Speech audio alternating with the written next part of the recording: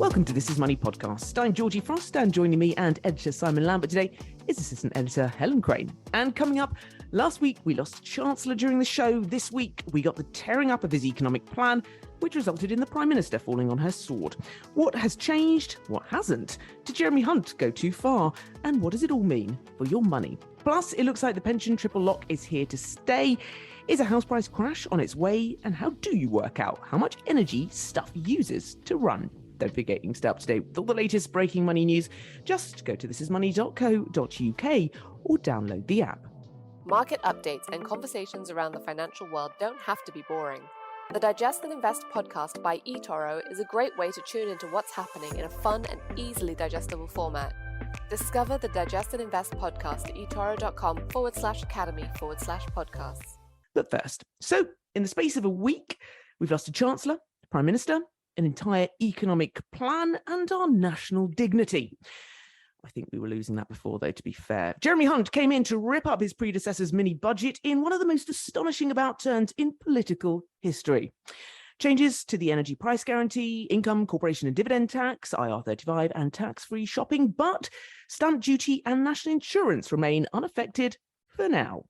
How have the markets reacted? What is happening to mortgage rates? And what does this mean for our money? Simon, dare I ask, your appraisal of the week that was? Well, Monday seems like a long time ago. We're recording this on Friday, and Monday definitely seems like a long time ago. But we got the news that Jeremy Hunt was going to be making an emergency statement. So we sat there with the TV on in the office, ready to listen. What was he going to do? What was the damage going to be? And then he didn't make an emergency statement. He just put out a video of him being recorded, ripping up Kwasi Kwarteng's tax-cutting plans. And I must admit, as I sat there and watched the stern teacher that is Jeremy Hunt dishing out the punishment that we all deserved after the 3 weeks of chaos that were not our fault at all, but somebody else's, I did think, I kind of preferred it when that nice Kwasi man was trying to give us all money rather than this teacher who's telling us all off for being naughty and taking it away. And I did think we have now done an entire circle, all pretty much back to where we started, apart from a somewhat meaningless cut to stamp duty and the spiking of the national insurance hike, which was going to happen anyway. And for what? Weeks of absolute carnage and an extra percent and a half on people's mortgage rates that's going to cause them a huge amount of pain. And also, which we're going to talk about in a minute, he tore up the energy price guarantee. I mean, the one thing that over the past 3 weeks we thought, well, at least we don't have to worry about that, was the fact that Liz Truss had locked in our energy bills for 2 years with a cap of £2,500. And now that's going to be torn up in April, and we're going to have targeted measures. And we all know what targeted means for the likes of us. Targeted means you ain't getting it. So I personally think, again, as I said, I'm sure we'll talk about this in a minute, that was a bit of a mistake looking at the winter that we've got and the problems that we've got. But honestly, you just look at it and it's almost unbelievable. But it was definitely a case of here's what you could have won. Yeah, it just gets more and more surreal. Helen, what did you make of it? What stood out for you? I mean, I'm very tired, Georgie. We're all tired, Helen. We're all tired. It's been such a long week, and I just feel like the last, how long has it been since Liz Truss came in? 45 days, 46 days. I mean, what a waste of time. The whole thing has just been an absolute waste of energy, of time. Like, it's absolutely ridiculous. I think. And then the 5 weeks before of the leadership nonsense, and then we got another week of that. Oh my word. Yeah, I can't. I think that the one thing that stood out for me, which kind of illustrates how ridiculous this has all been, is when Liz Truss was doing her goodbye speech. One of the achievements she listed, achievements in air quotes, was that she brought in the energy price cap. It's been so bad that something that she's basically just scrapped. So it was gonna be capped for 2 years, and it's now 6 months. She said that, listen, that's her biggest achievement. I mean, that's ridiculous. Like, you've just cut it. It's bizarre and insane, and I had enough. Yeah, indeed. Okay, so let's talk about then the things that are going to stay. And to a degree, the energy price guarantee will stay, but for 6 months, Helen. Then let's talk about the energy price caps perhaps going to £4,500. Who knows what's going to happen there? So other things that are going to stick as well, the stamp duty and the national insurance. Tell me more. Yeah, so the stamp duty thing is staying, which is good. You know, homeowners, home buyers hate stamp duty, and it's a very sort of politically popular thing to do, to cut that. You know, national insurance as well, obviously welcome for that to remain. But, you know, these don't make a huge difference to people's pockets. What's really going to make a difference is having massive energy bills and your mortgage rate really going up. So, you know, this is not a sort of net gain for the average person. You know, people are going to be really hit in the pocket by all of this. And I think the U-turns, I mean, it's only been a few days, but they don't seem to have yet had the desired effect, which might have been to sort of see mortgage rates, for example, stop going up quite so quickly. That hasn't really happened.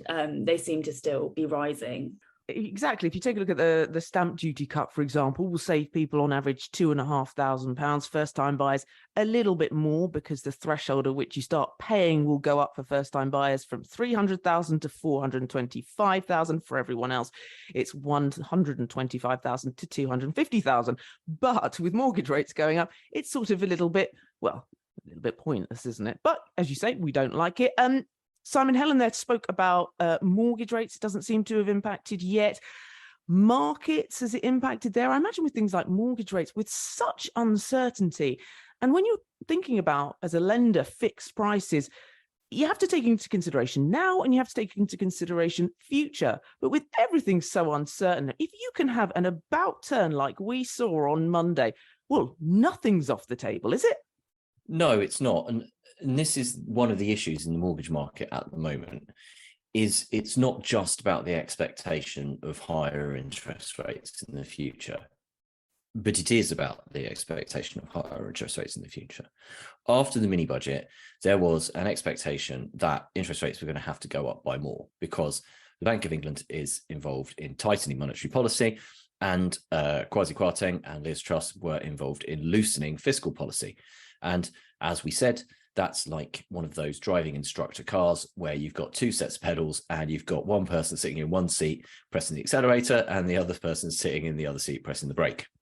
Doesn't really work. You need both people to be working in tandem. So we had the fallout from that, which was then also triggered by the fact that these tax cuts were unfunded. And when we say unfunded, what does that mean? There was no obvious way that we were going to pay for these. So if you are going to do that, then you have to issue more debt in order to cover your spending. So there was the expectation that the UK was going to issue a load more debt. The market said, do you know what? Actually, if you're going to issue all this extra debt, things have changed. We want to be paid more interest on that. So there came in this expectation that interest rates would have to jump. Then also gilt yields jumped as well. Mortgage lenders looked at this, looked at the uncertainty, and said, we're going to have to reprice these mortgages higher. So you had all of those mortgages being pulled in that week, the initial repricing. Things have steadied. The ship has steadied. Maybe interest rates aren't going to have to go up as high as we thought. A load of that stuff has been rowed back on. Gilt yields have pretty much stabilized. Roughly, they're where they were a month ago. Okay, we've seen the spike. They come back down. They're moving around, but they're moving around more within the realms of normal gilt movements rather than the wild swings that we were seeing.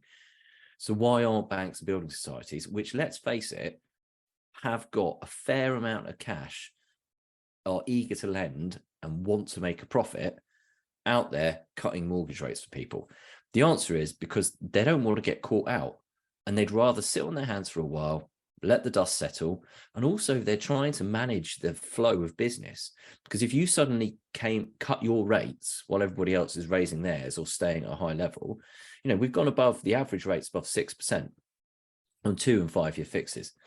You know, say Bank A, which has got plenty of cash, knows it can fund it, it's happy to take the risk, etc., suddenly comes in and goes, do you know what? Actually, I reckon this is fine. We're going to take rates down to 4.5%. You're going to see a massive influx of business, and it's going to cause chaos for that bank and that building society. And bear in mind that these guys have memories that stretch as far back as the mortgage holiday chaos that they all suffered when the mortgage holiday stuff was announced for COVID. So they're like, okay, yeah, we don't want to have that kind of chaos. That just doesn't look good for us. And we're happy to just sit back. I think the important thing to ask is, what does that mean, for the next 3 months? What does that mean come January? That kind of thing. And maybe come January, you might start to find that they are a bit more confident about bringing rates down, but you just don't know. And so that's the impossible position that people who have to get a mortgage now because they're either buying a property or they need to remortgage are being put in, is they're having to take this sort of gamble on interest rates that most people are just not set up to be able to do, be that financially or, in terms of processing all the information. And quite frankly, I don't think anybody is, because I don't really think that central bankers or banks actually have any idea what's really going to happen either. So the fact that we're asking lots of people to make this decision that's going to impact their finances for the next 2 or 5 years is really, really unfair, which brings me on to the energy price guarantee stuff. Well, we'll get to that in a minute, but do you know what, Helen, I was driving as I was, having picked up the new keys to my rental property, which, I'll be honest with you, Helen, I didn't want to rent again. I wanted to buy. Don't get me wrong, I appreciate the short turnaround wouldn't have happened, but I was in the process. I was speaking to a mortgage broker and all of this stuff happened, and I pulled the plug on it for the time being. And I think, all right, it's not a huge loss for me and my personal circumstances, but it has affected my life. And it just really struck me that what's happened over the last 3 weeks has impacted on people's lives financially, of course, but decisions in the future. It is so disruptive. Yeah, of course. If I had been in a position where I'd had to remortgage or I was about to buy a house in the last few weeks, I'd be absolutely furious. I'd be furious at the government. I mean, a lot of people would have been in a situation like you where it was sort of early stages and they could sort of decide to maybe put things off while they see where the sort of dust settles. But people who are in the middle of buying a house or who had a remortgage deadline coming up had no choice but to go in on these really high rates and to fix that for 2 or 5 years. I mean, it's a terrible situation to be in. And, okay, interest rates were going up anyway because of inflation and the base rate, but the last few weeks have made it much, much worse. I mean, I think rates on the average mortgage have gone up by at least 1%, if not more, in just the last couple of weeks. So you're right, this is people's real lives. This is people's mortgage payments every month. And, it's not right that the government could just make these kind of decisions on a whim. Remember, they didn't really go through necessarily the right kind of process to even make these. They didn't, get the OBR to report on it. And you're right, it's affected people's lives and it's not on. And I think it would be really interesting to see where this brings us to at the next election, whenever that might be, in 2 weeks. Understatement. I really don't know. But the Conservatives have really annoyed homeowners, and that's not good for their voter base. Indeed, they have. I don't think it's just homeowners they've annoyed, though, to be fair. Simon, we haven't really mentioned the things that are changing. Things like corporation tax, income tax, dividend tax, IR35, tax-free shopping. Not really that interested in tax-free shopping, if I'm totally honest. But what do you make of all of that? Stuff that was supposed to a degree, perhaps not income, but help business, which I thought was quite a crux for the Tory party. We're sort of just going back to where we were, really. Some of those policies are problematic. Some of them aren't. Some of them are okay, but sort of problematic. Corporation tax, I don't honestly, genuinely think that that's a major issue. Okay, that is a substantial tax rise, and that was the first of the U-turns, right? But there wasn't really that much of a clamour from business for corporation tax to be lowered. I think that the better lever to pull in terms of lowering tax is encouraging businesses to invest and giving them the tax breaks to invest rather than actually lowering the level of tax. And that's generally, considered a wiser way of doing things. I don't think we needed to bring corporation tax down that low. Maybe we didn't need to put it back up to as high as we're going to take it up to, the 25%. Maybe we could have hit a middle ground, but I generally don't think the corporation tax is the major issue. And actually smaller businesses and entrepreneurs benefit from a better deal on corporation tax anyway. IR35 is not necessarily, I'm going to be careful what I say here, because there's going to be loads of people listening to the podcast who are contractors and who get really annoyed with me because this happens all the time. It's not necessarily a bad thing to be making it that people who are effectively employed by a company, i.e. they are just working for that one company, they're not really contracting for a number of different companies or doing a number of different jobs a year. They're doing really, really long-term gigs, which is effectively employment and is being used by the employer. Employers, bear in mind, in many cases, pushed people into doing this, or the employee, as a way of just paying a much lower rate of tax, rather than being employed. It's not necessarily a bad thing to try and stop that, okay? But the way it's been done just doesn't work properly. It puts the onus on the company, not the individual, to make the decision. It's led to loads and loads of problems. It's led to loads and loads of contractors being treated very unfairly. It's led to the pendulum swinging about wildly from companies and organizations pushing people into contracting and into weird schemes. And actually, the public sector was one of the worst villains in this. And that was cracked down on first, into all of a suddenly like swinging wildly back the other way and saying to people who genuinely are contractors, genuinely do work for lots of different people, who are actually abiding by all the rules, saying to them, well, sorry, you can't work for us unless we put you on PAYE. And that's totally wrong. So there is definitely a better answer than the one that is there at the moment. Maybe ripping up the rules completely, as Kwasi Kwarteng indicated he was going to do, wasn't it, but I don't know. It's a very complicated issue. So, and then the basic rate of tax, did we need to cut it to 19p? I don't think we really did, to be honest. I think the 20p rate of tax is okay. I think if we're going to be entirely honest, we need to broaden the tax base and raise more tax, not be cutting the basic rate of tax if we expect the public services that we expect. What else was there that we've lost? Dividends. Now there, I think people are being treated unfairly. Dividend tax rates went up, and in return for that, people got the tax-free dividend allowance. But that was then hacked back to go after people paying themselves in dividends in order to avoid paying income tax. But that's totally missed all of the investors, right, who rely on those dividends. And there are people who have invested, some invest in their pension, some invest in their ISA, but some have invested outside of it, and they rely on that income from those dividends. And they've been quite unfairly caught out by this situation. And they faced a rise in the tax on dividends commensurate with the national insurance hike. The national insurance hike has been cancelled, but the tax on dividends is still going up. So I do think that is a little bit unfair. All right, then. So, I mean, in sum, Simon, if you don't mind, what are we going to get on October the 31st with the Chancellor's fiscal statement? I mean, anything new? Don't know. Don't know if it's even going to be on October the 31st. Well, you don't know anything at the moment, but no, I don't think they should do it on October the 31st. I think it'd be crazy if they managed to actually do this thing of coming up with a new prime minister in a week. That prime minister is going to be 1 week's time from now. Is the Friday before the 31st of October. Yeah. Well, you can't have a new prime minister come in. He knows the ropes. No. And then the chancellor lay out this fiscal plan. That doesn't work.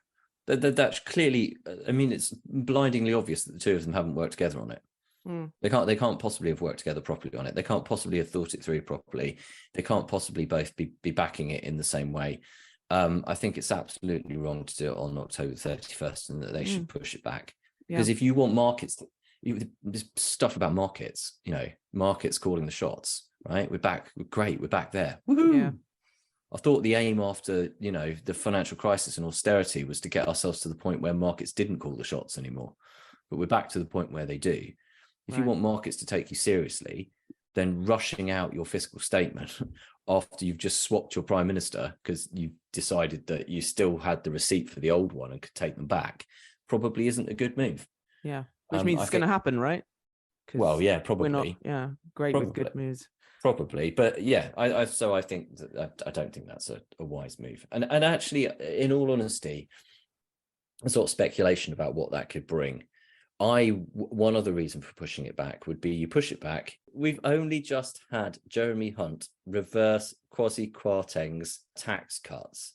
So we haven't really had the dust settle on that one yet. Let the dust settle. Let's see what's gonna happen, whether that's enough before we go barreling in to loads more measures. Because once we do those, we really need to try not to reverse them.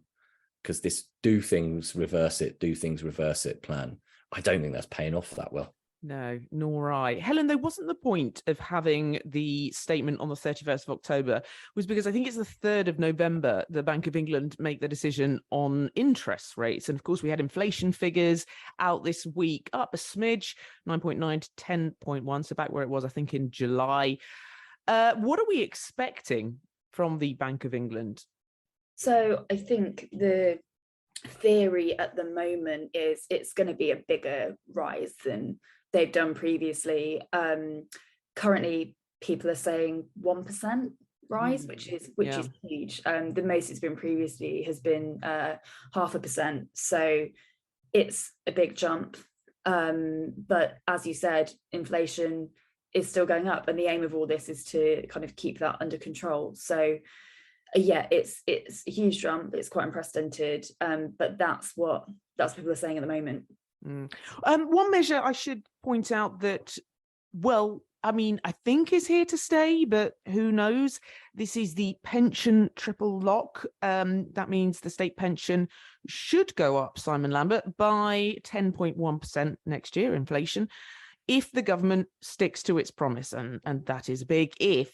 Although abandoning the triple lock would save an estimated £4 to £5 billion a year for the Treasury. It is very expensive. It looks likely it will stay this year. Is it likely to stay much longer? Or next year, I should say. Well, I think after having junked it last year because the wage figures were skewed, and then promised to stick by it this year, you've got to stick by it this year. You can't junk it. You can't then just change your mind on that as well. That would be really bad news. I know they've changed their mind on lots of things, right? But those were things that they only just announced and come up with. The triple lock is a long-standing thing. It's a cornerstone of the government's only about policy. 12 years, though, isn't? I mean, that feels like a million years. Yeah, but that's what I mean. That's didn't long they bring standing. it in largely to, one, to protect pensioners, of course, but pensioners do tend to vote Tory more. So, it would seem a bit, but we may not have a Tory government for much longer. So who knows? They brought it in because of pitiful state pension rises. They brought it in because, they brought in this triple lock of inflation or wages, average wage growth, or 2.5%, because of times when people were getting average wage growth and it was coming in at pennies on the state pension. This takes the full state pension for those who retired after April 2016 to £203.85 per week. That's £10,600 per year. That's not that much money. Our state pension is not very generous compared to many other countries. Now, some of these figures are skewed because other countries roll their employment pensions and their state pensions into one system, whereas we tend to have a broader sort of employment pension system on top of the state pension. But there are lots of people who rely very heavily on the state pension. And actually, yes, in percentage terms, it's a lot. In monetary terms, it isn't a lot.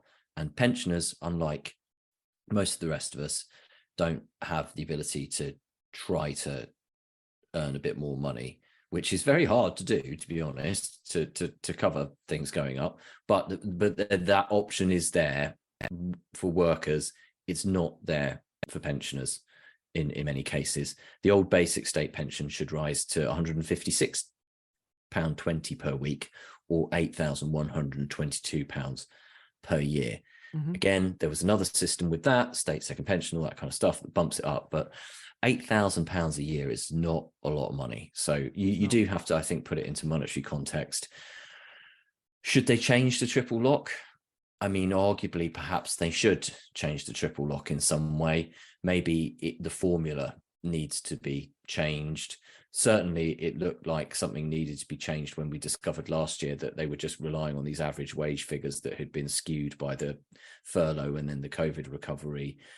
I mean, but is it fair to change it, to put in a cap on inflation? I mean, inflation really is 10%. That's not a figure there's no suggestion that has been skewed by any kind of weird statistical anomaly. The genuine inflation figure is 10%. And actually, there's plenty of evidence that inflation figure undercooks inflation, and particularly because inflation affects different people differently, and those on lower incomes and those who are older, if you use one of those personalized inflation calculators, end up with a higher rate of inflation than many others. And we asked our readers, should Chancellor Jeremy Hunt stick with the state pension triple lock promise? And we had a resounding 93% vote for yes, and a 7% vote for no. And that was out of 1,840 people who voted. Well, there we have it. This is many readers have spoken. Now, off the back of the pandemic property price boom, there's no shortage of forecasters predicting big falls in the near future. 12% by mid-2024, says Capital Economics. Credit Suisse, they go even further. They expect prices to fall by as much as 15%. However, you've been speaking to a man who correctly predicted the last two property crashes years before they happened. So, Helen, what does he think now? Who is this person? Sure. So this is a piece that my colleague Ed Magnus wrote. It's really interesting. So it's a guy called Fred Harrison. He's a British author and kind of an economic commentator. We've spoken to him in the past. He has this theory, which is the 18-year property cycle theory. So this is based on hundreds of years worth of house price data. And he's kind of got this idea that property prices move in a certain way every 18 years, and then the cycle starts again. So given everything that's happened in the last few weeks and months, sort of rising inflation, rising mortgage rates, Ed decided to go back to him and ask him if that had changed his prediction, if that would kind of skew the cycle. And interestingly, he said it wasn't. He's sticking to his 18-year cycle, which means, he says, that house prices will keep going up until 2026. That's when they'll fall. Even in 2026, he said he doesn't want to call it a crash, it's not going to be a property crash, but he says at that point, the rate of increase will sort of slow. But yeah, he is sticking to his guns. I mean, it seems hard to believe on the surface of it, with people's budgets sort of being so squeezed, mortgage rates so high, that there won't be some kind of fall in house prices, or if not a fall, at least a reduction of the sort of huge growth that we've seen in the last couple of years. I mean, the latest Halifax index for September showed 9.9% growth over the year. So, they've been going up a lot. So even a drop by 12% by mid-2024 will probably not even get us back to where we were pre-pandemic. Well, exactly. These sound like big figures that these analysts are coming out with, but you have to remember that house prices went up hugely during the pandemic. I think at some points it was knocking on 15% gains in a year. I mean, it's the British housing market, isn't it? It has an astounding level of resilience. If you think back to the start of the COVID pandemic, when people were forecasting huge falls in house prices, that didn't happen at all. They went up. The housing market in Britain has this kind of logic-defying level of resilience. I don't know. Personally, I feel there's got to be some kind of falling off in the next couple of years if things kind of stay as they are with inflation and high bills and high mortgage rates. But it's really hard to call. You know, we've been wrong before. Simon, call it? No, I won't. All right, moving on. I think it's quite interesting that Fred has said this. And what he said is that, you know, he thinks that there won't be a crash yet, but that the growth will tail off. We won't see the stupendous growth we've seen since the pandemic. And perhaps what happened in this like weird pandemic property boom thing is that we pulled forward some of the growth from the end of the cycle. And now, instead of seeing that acceleration at the end of the cycle, we saw the acceleration in the start of the final stage of the cycle, and then we're going to see it tail off, and then we're going to see it go down. But, you know, as I said, the pendulum swings one way, the pendulum swings the other.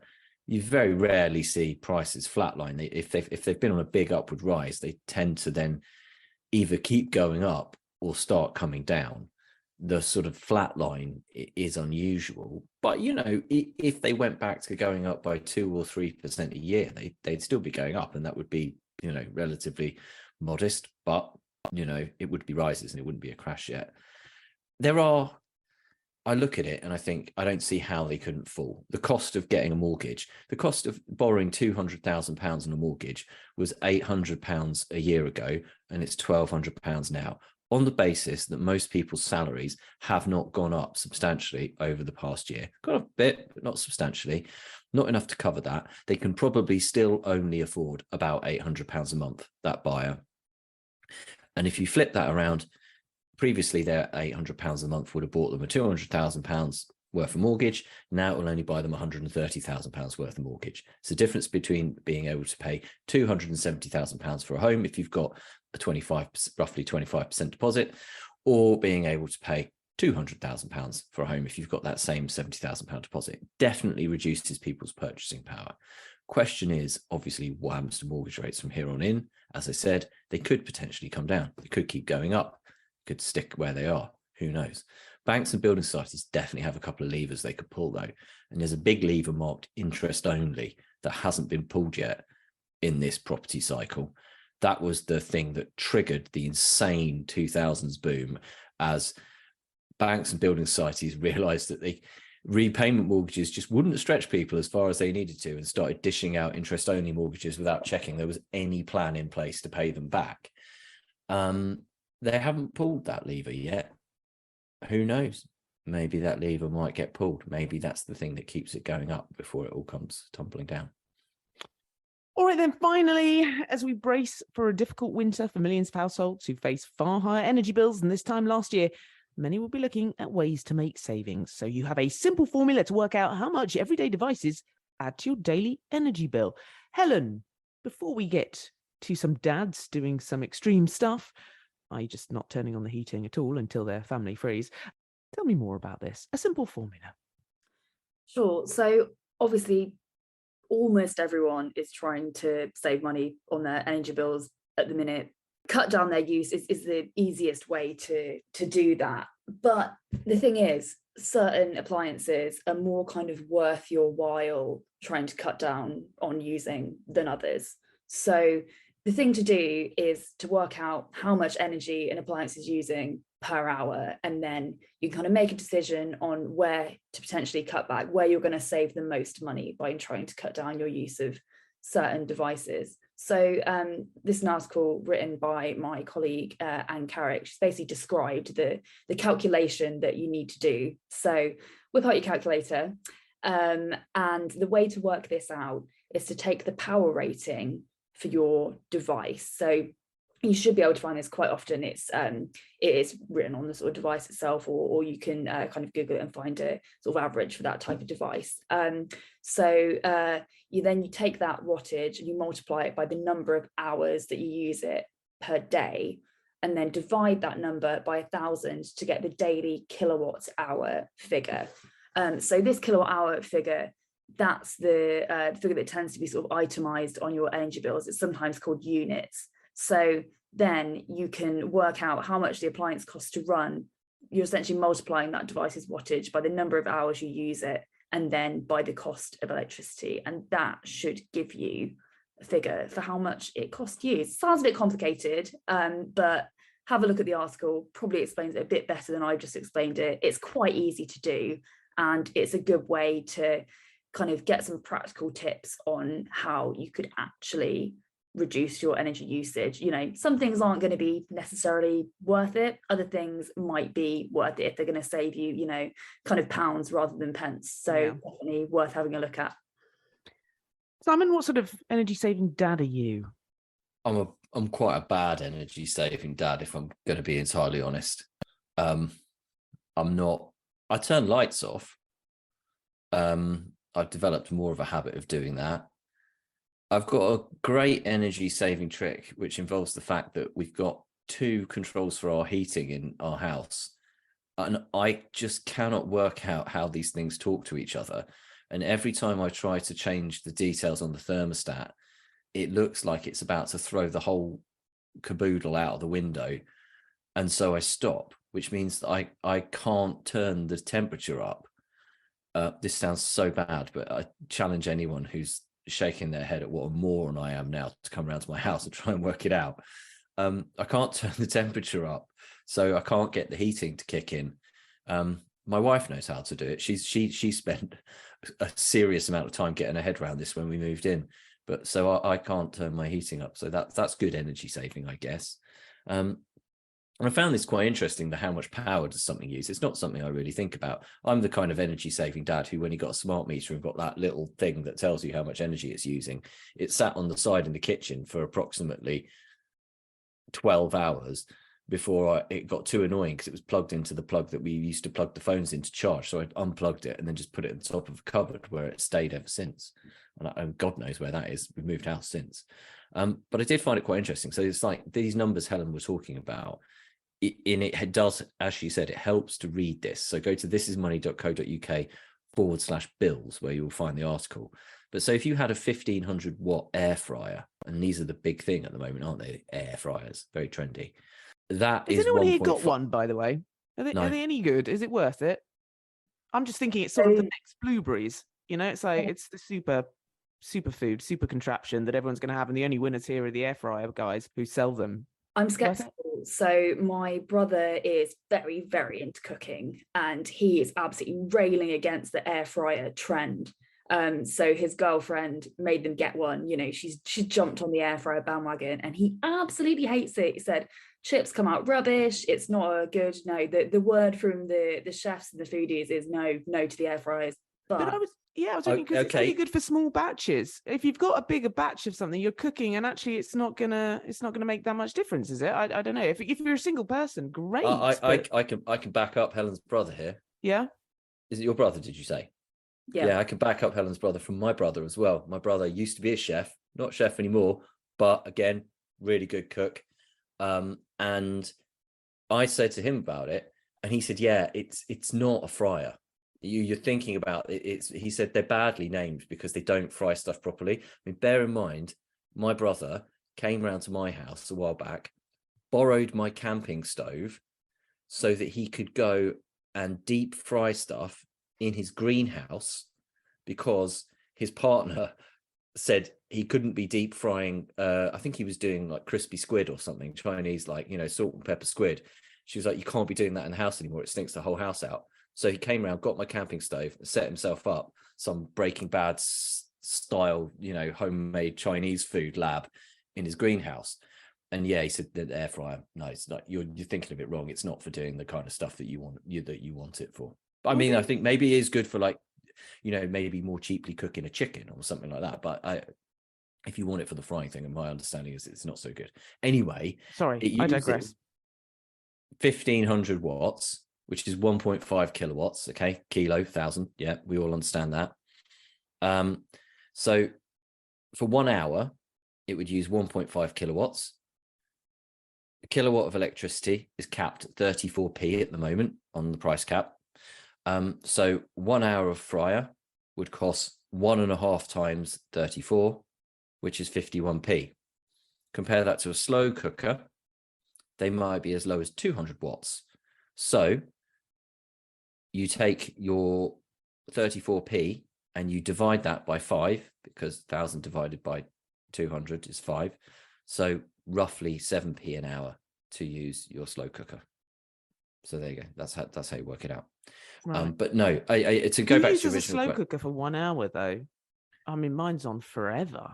Well, I'm trying to explain it Simon, in the most yeah, easy to I know. understand way. In the article, we have said if you use it for 5 hours, it would cost 34p, but that confuses people because I was just talking about 34p because that was the price of electricity. So I was just trying to make it easy. Yeah, eh? I'm just saying. So I'm okay.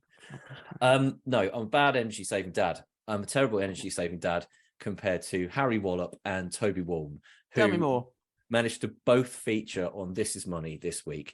Toby brilliantly had an article. It came from the Mail on Sunday. We also published it on This Is Money, where he calculated the cost of cooking a roast and various other things around the house. I went round to my mum's house last Sunday. She said, "This Toby Walton, he's an idiot." I was like, that's funny because I know Toby quite well. So that made me laugh. She said, look, he talked about the cost of cooking this roast chicken. And then he said about boiling the potatoes for half an hour. He said, why is he boiling the potatoes for half an hour? If he wants to save money, he should put them in the oven with the chicken. It's like, well, maybe he was parboiling them. She said, not for half an hour. And she said, also, if he wants to save money, don't parboil the potatoes. Just put them in the oven with the chicken. Which did make me laugh. And then we had Harry Wallop, who's refusing to turn his heating on despite his family sitting there shivering. And the great serendipitous thing about that, as with going around to my mum's house where she was telling me that Toby was an idiot, is that on Wednesday we published that article. And also on Wednesday, I got the latest copy of Private Eye, which included the article, "All Homes to be Retrofitted with Dad." Despite refusing to conduct a public information campaign to reduce energy consumption over the winter months, the government confirmed today that it would be retrofitting every UK home with a dad. These dads are incredible devices for slashing energy consumption, spending their time walking around the house muttering, "I'm not made of money, you know." Their role will be to turn off lights in empty rooms, turn down radiators and thermostats, then switch off the heating after an hour, telling their children, "It can go back on after I win the lottery," said a government spokesman. Downing Street says that by retrofitting all UK homes with a dad for the winter months, we can slash the nation's energy usage by a third, thereby ensuring no rolling blackouts. Yeah. It's a good point. My dad's heating broke down I think it was about this time last year. Do you know how long it took him to rectify that? It's still broken. It's still not on. So, Dad, please, you're getting on a bit. Can we get some heating on in your home? Right, that's it. You can keep up to date with all the latest breaking money news. Just go to thisismoney.co.uk or download the app. And if you have any comments or questions for the team or anything you'd like them to look into, Simon. You can email us at editor@thisismoney.co.uk. You can tweet us at thisismoney and come to thisismoney.co.uk/podcast to find all podcasts past and join in the debate and read the comments. And if you like our podcast, why not rate us wherever you found us? It helps other people find us too. Market updates and conversations around the financial world don't have to be boring. The Digest and Invest podcast by eToro is a great way to tune into what's happening in a fun and easily digestible format. Discover the Digest and Invest podcast at etoro.com/academy/podcasts.